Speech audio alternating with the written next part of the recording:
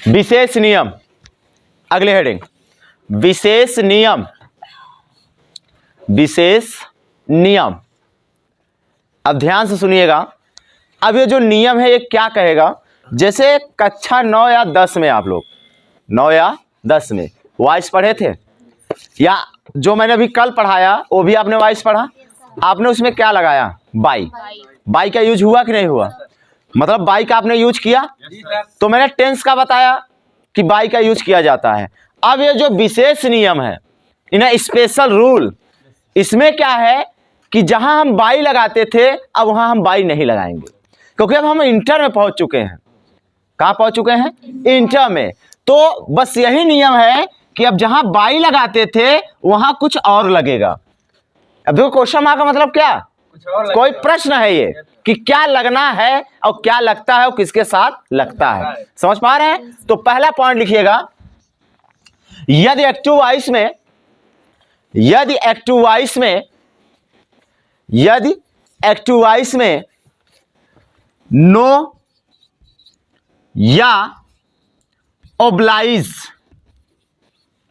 यदि active voice में no या ओब्लाइज का प्रयोग किया गया है,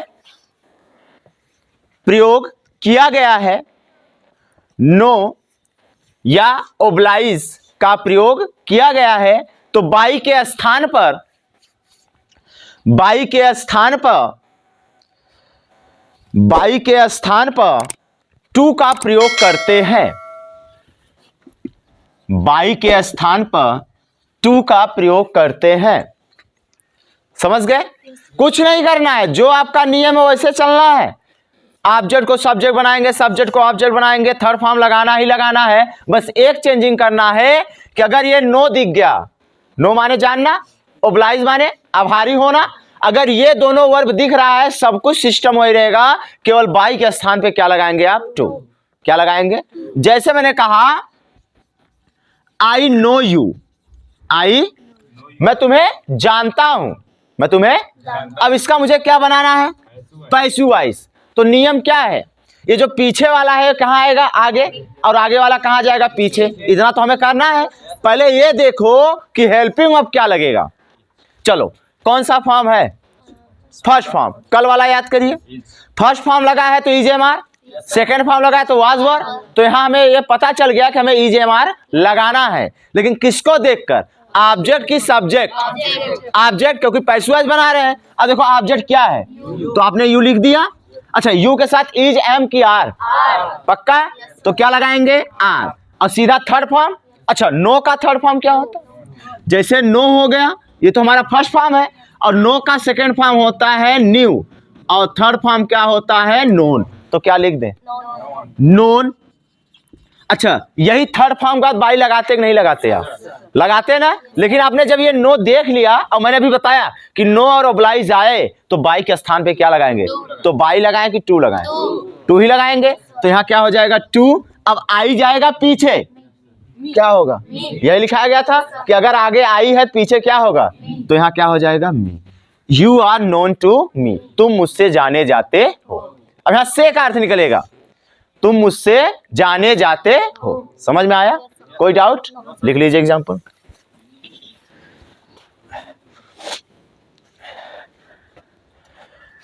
दूसरा पॉइंट, दूसरा पॉइंट लिखिए। अब सीधा मैं थर्ड फॉर्म लिखाता चला जा रहा हूं, नहीं कंफ्यूज हो जाएंगे आप। जैसे थर्ड फॉर्म से आप फर्स्ट बना सकते हो, बट फर्स्ट से सेकंड और थर्ड बनाने में थोड़ी प्रॉब्लम होगी, और जब मैं लिखाऊंगा पढ़ाऊंगा तब आपको समझ में आएगा।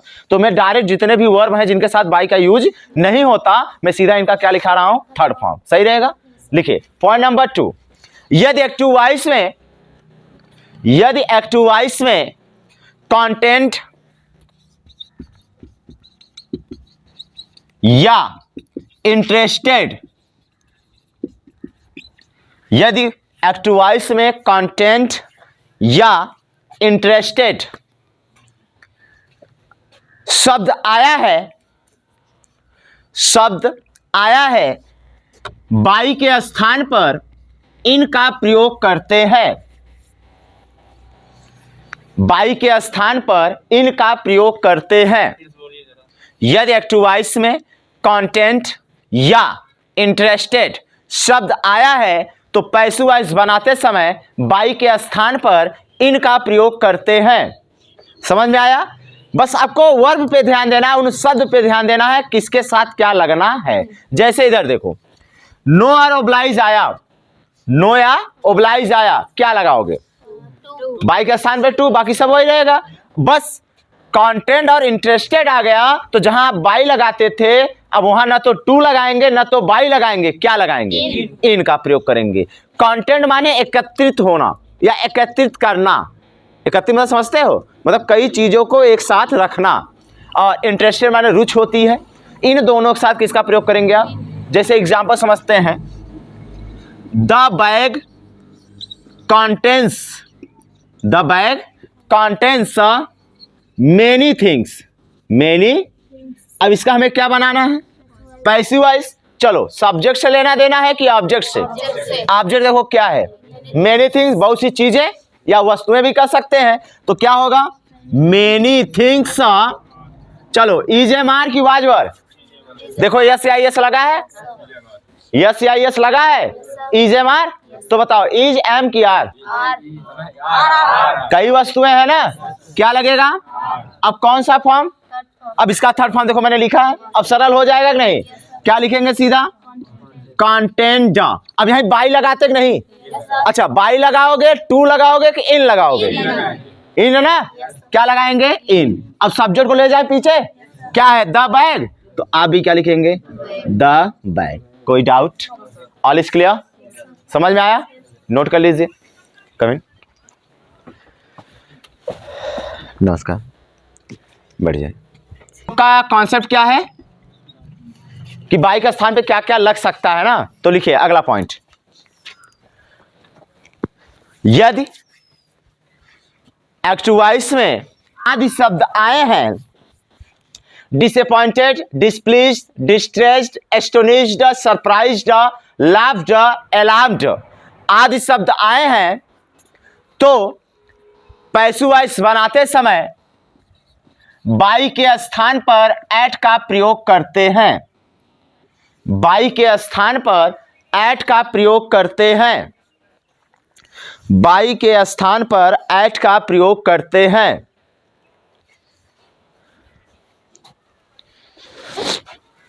बाई के स्थान पर एट का प्रयोग करते हैं। ध्यान से समझिएगा भैया, ये जो वर्ब हैं, ये जो शब्द हैं, इनके साथ ना तो हम बाई लगाएंगे, ना तो टू लगाएंगे, ना तो इन लगाएंगे, ओनली हम क्या लगा सकते हैं? एट। अच्छा बताओ क्या कुछ चेंजिंग हो रहा है? केवल एक चीज, केवल बाई के स्थान पे, बाकी जो हमारा नियम है वही चल रहा है कि नहीं चल रहा है? अब देखो डिसअपॉइंटेड, मैं सीधा थर्ड फॉर्म लिखा हूं, ये सीधा क्या है? थर्ड फॉर्म है। डिसअपॉइंटेड निराशा, डिस्प्लीज्ड अप्रसन्न, अप्रसन्न ना, डिस्ट्रेस तनाव, दुखी भी कर सकते हैं आप जब हम तनाव लेते हैं तब। एस्टोनिश्ड चकित, एस्टोनिश्ड, सरप्राइज आश्चर्य, लाफ्ड हंसा, जिसे हंसना हम कहते हैं, ये सेकेंड फॉर्म और थर्ड फॉर्म है। और अलार्म्ड माने भी क्या होता है? अलार्म्ड दुख, चकित हो जाना। वो अलार्म नहीं है जो अलार्म हम बजाते हैं, ये इसका मतलब भी होती है परेशानी। जब हम बुक पढ़ते हैं वहां अलार्म का प्रयोग ज्यादा किया जाता है। तो इनके साथ हम क्या लगाएंगे? बाई की एट। पक्का? जैसे मैंने कहा you surprised me, you surprised me, तुमने मुझे आश्चर्य में डाल दिया, तुमने मुझे आश्चर्य में, ये हो गया। अब इसका मुझे क्या बनाना है? Passive voice.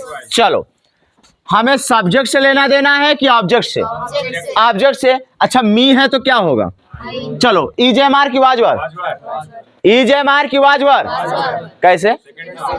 सेकेंड है ना, अगर फर्स्ट होता तो सही है। तो यहाँ क्या लगा दें? क्योंकि आई के साथ भी वाज लगता है, क्योंकि आई सिंगुलर हो जाता है और थर्ड फॉर्म ऑलरेडी यही है। देखो थर्ड फॉर्म लिखना सरल हो गया कि नहीं हो गया? अब इसके बाद बाई की एट, की इन, एट। अब ये यू कहां जाएगा? तो यू का ऑब्जेक्ट तो यू ही होता है, तो आप भी क्या लिखेंगे? यू। कोई डाउट? नोट कर लीजिए।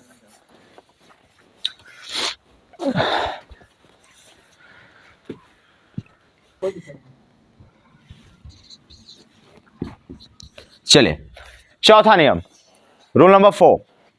यदि एक्टिव वॉइस में pleased, charmed, disgusted, lined, pleased, charmed, disgusted, lined, satisfied आदि शब्द आए हैं, यदि एक्टिव वॉइस में pleased, charmed, disgusted, lined, satisfied आदि शब्द आए हैं तो पैसिव वॉइस बनाते समय बाई के स्थान पर विथ का प्रयोग करते हैं। बाई के स्थान पर विथ का प्रयोग करते हैं। बाई के स्थान पर विथ का प्रयोग करते हैं। किसका प्रयोग भैया? विथ का। जैसे इधर देखिए, हिज ट्रीटमेंट प्लीज्ड मी। हिज ट्रीटमेंट में समझते हो? इलाज। उसके इलाज ने मुझे क्या कर दिया? खुश कर दिया। उसके इलाज ने मुझे क्या कर दिया? चलो क्या बनाना है? Passive voice. तो मी को कहां लें? क्या होगा? आई हो जाएगा।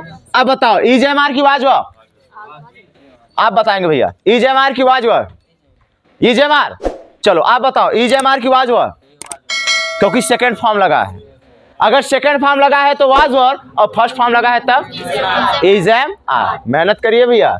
तो आई के साथ थर्ड फॉर्म तो यही है, क्या लगाएंगे? प्लीज्ड। अच्छा, बाई, इन, टू, की, एट, इनमें से कुछ नहीं? गलत बोल दिया क्या? क्या लगेगा? विथ। अब ये कहां जाएगा? क्या होगा? His treatment. कोई डाउट? नोट कर लीजिएगा। पांचवा नियम है ना भैया। अब सुन लीजिए पहले। अब आपको पता चल गया कि हम बाई के स्थान पे क्या क्या लगा सकते हैं। बाई के स्थान पे टू लगता है, अगर नो और ओब्लाइज आए तब। ध्यान समझना, कैसे याद करोगे? नो ओब्लाइज आए, सब सिस्टम जो है वही रहेगा, बाई के स्थान पे टू। क्लियर है? कॉन्टेंट एंड इंटरेस्टेड आया तो क्या लगाएंगे? इन। सही है? डिसअपॉइंटेड, एस्टोनिश्ड, सरप्राइज्ड, अलार्म्ड, अगर ये सब शब्द आ रहे हैं तो एट। क्या लगाएंगे? यही मैंने बताया ना। प्लीज्ड आया, चार्म्ड आया, डिस्कस्टेड आया, लाइंड आया, तो जहां आप बाई लगाते थे वहां क्या लगाएंगे? विथ। इतना तो यार याद कर सकते हो ना।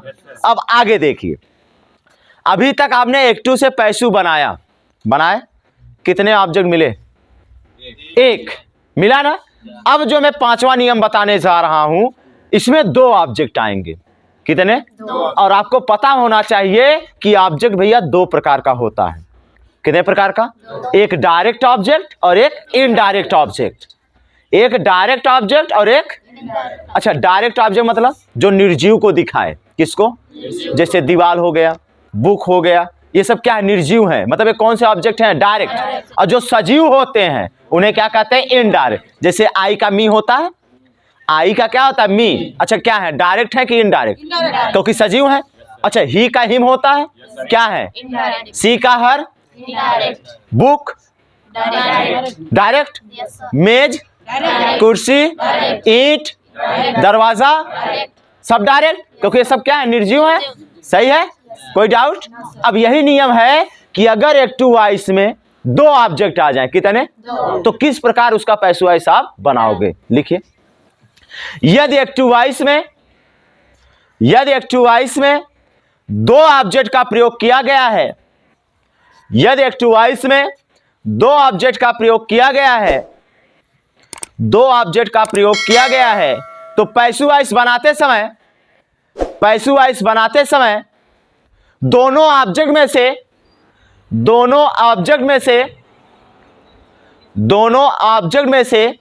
किसी एक ऑब्जेक्ट को ले लेते हैं।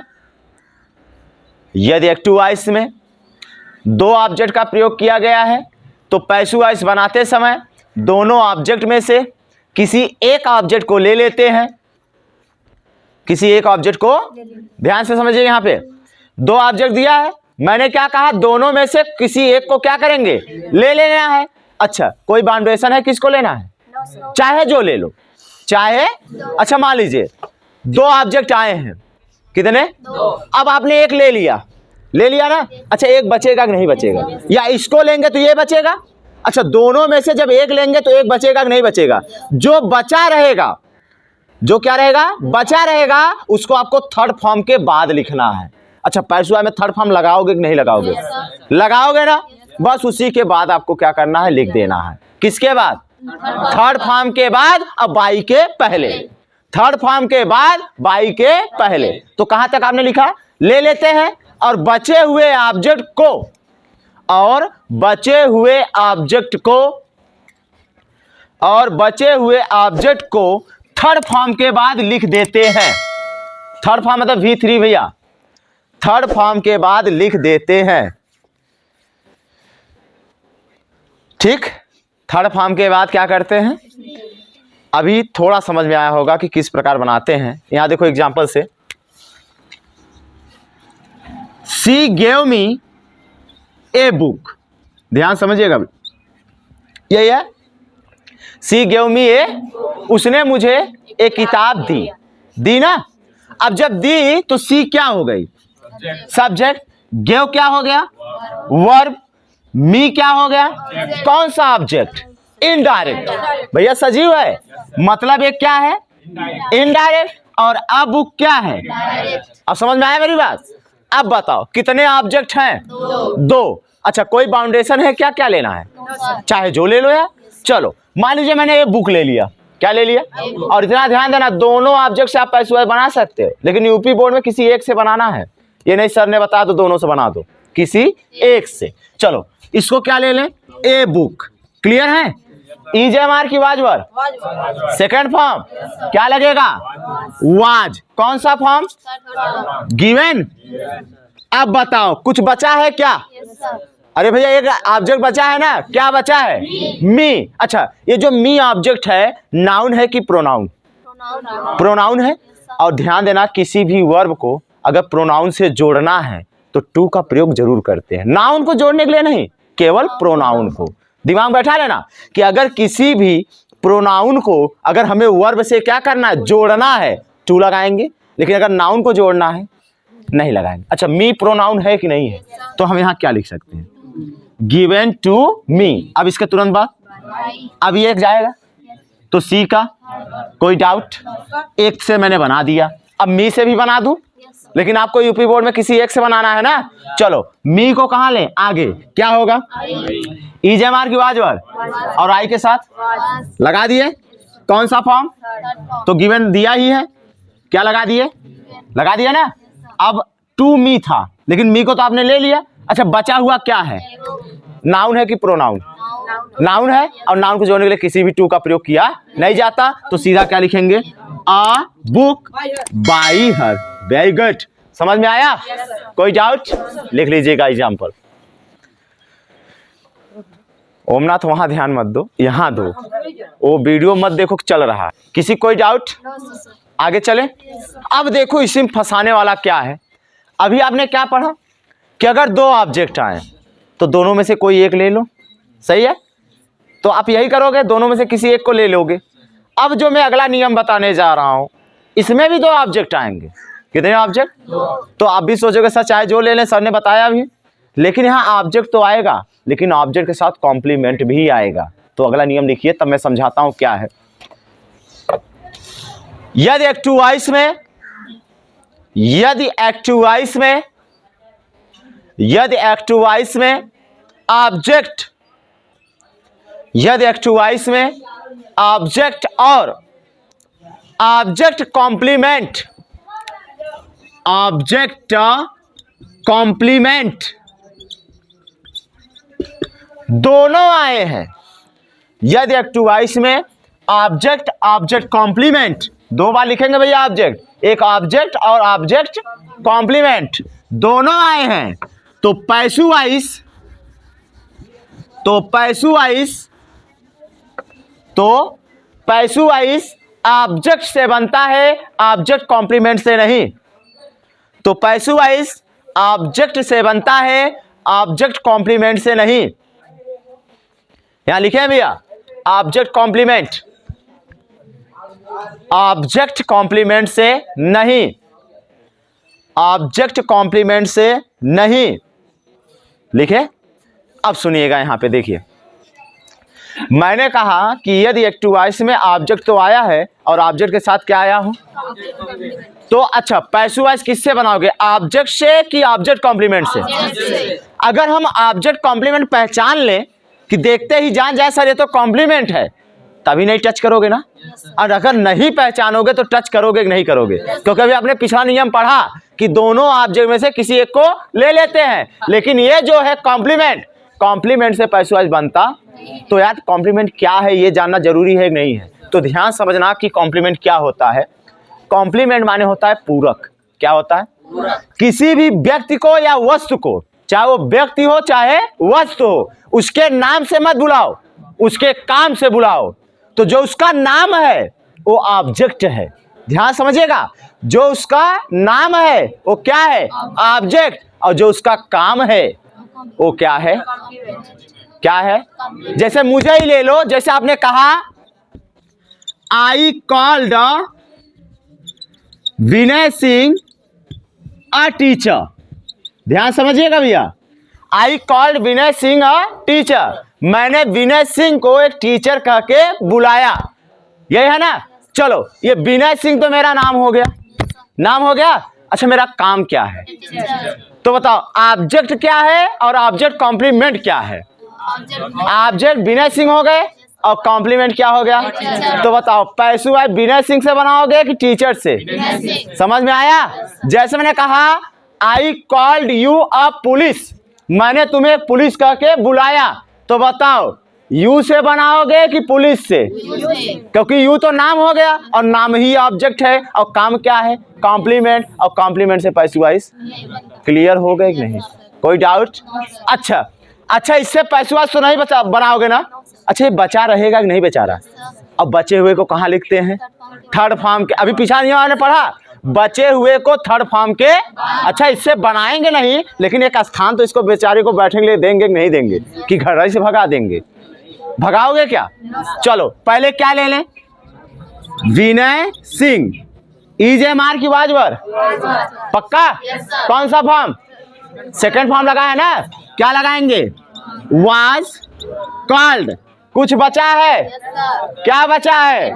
लगा दे आ टीचर, फिर बाई, और आई कहाँ जाएगा? कोई डाउट? बस यही पहचानना है आपको। क्लियर है? कोई डाउट है क्या? अगला लिखिए, नेक्स्ट एंड लास्ट लिखे, यदि एक्टिव वॉइस में, यदि एक्टिव वॉइस में someone, anyone, everyone, someone, anyone, everyone, somebody, anybody, everybody, people, games,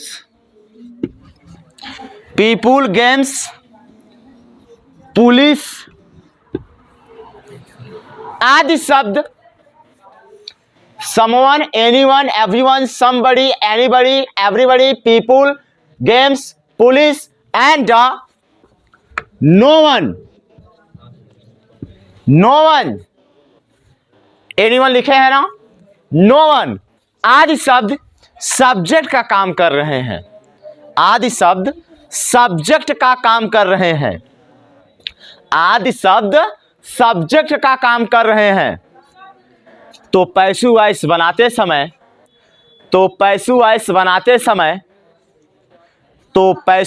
बनाते समय, इनको हटा देते हैं, इनको हटा देते हैं।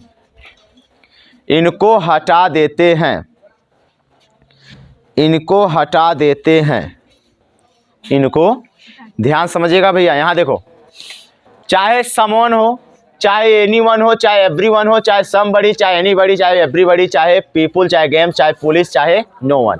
अगर ये सब किसका काम कर रहे हैं? सब्जेक्ट का। और अगर आप पैसिव बना रहे हैं तो इनको क्या करोगे? अच्छा, जब इनको हटा ही दोगे क्या बाई का यूज कर सकते हो? अच्छा, बाई का यूज कहाँ होता है? जो सब्जेक्ट आगे से कहाँ जाता है? पीछे, उसी के पहले करते हैं। और जब इनको ही हटा दोगे क्या बाई लगा सकते हो? नहीं लगा सकते। जैसे यहां देखो, someone helps me, someone, कोई मेरी मदद करता है। अब कौन करता है पता नहीं है, कोई मेरी क्या करता है, क्या पता है कौन है? चलो हमारा जो सिस्टम उससे हम चलें। चलो ऑब्जेक्ट को क्या बना लें? आई लगा दिए, EJMR की बाजू है क्योंकि यस या यस लगा है, मतलब EJMR क्या लगाएं? एम। कौन सा फॉर्म? हेल्प का। अब बताओ क्या यहाँ ये लिखे? हटाएंगे। और जब ये हटेगा तो बाई कहां से आएगा? आएगा क्या? तो ये था आपका लास्ट नियम, जो था विशेष नियम में। कोई डाउट? कोई डाउट? क्लियर हो गया? और घर पे जाने के बाद जितने भी एक्सरसाइज है बुक में पूरा सॉल्व करना है आपको, क्योंकि जब तक आप एक्सरसाइज सॉल्व नहीं करोगे तब तक आपको समझ में नहीं आएगा। क्लियर है? तो कल जो हम पढ़ाएंगे इंपरेटिव सेंटेंस का पैसिव वॉइस।